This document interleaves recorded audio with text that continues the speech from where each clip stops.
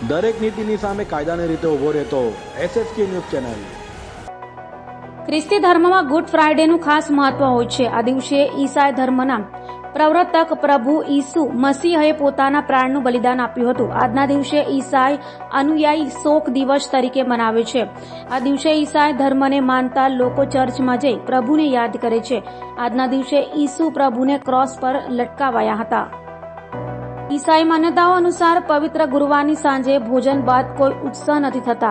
આ સમય ઈસ્ટરની અવધિ પૂર્ણ ન થાય ત્યાં સુધી રહે છે। આ દિવસો દરમિયાન પૂજા સ્થળ ખાલી રહે છે। આ દિવસો દરમિયાન પૂજા ઘરમાં ક્રોસ, મીણબત્તી, વસ્ત્ર કંઈ જ પણ ચડતું નથી। આ ઉપરાંત જળના પાત્ર પણ ખાલી કરી દેવાય છે। માનવામાં આવે છે કે ઈસુને ક્રોસ પર લટકાવાયા હતા તે દિવસે શુક્રવાર હતો, ત્યારથી આ દિવસને ગુડ ફ્રાઇડે કહેવાય છે। ક્રોસ પર લટકાવાયાના 3 દિવસ બાદ એટલે કે રવિવારે ઈસા મસીહ ફરી જીવિત થયા હતા। આ દિવસની ખુશી તરીકે ઈસ્ટર રવિવારની ઉજવણી કરાય છે। આ દિવસને ઈસ્ટર સન્ડે કહેવાય છે। દરેક નીતિની સામે કાયદાની રીતે ઊભો રહેતો SSK ન્યૂઝ ચેનલ।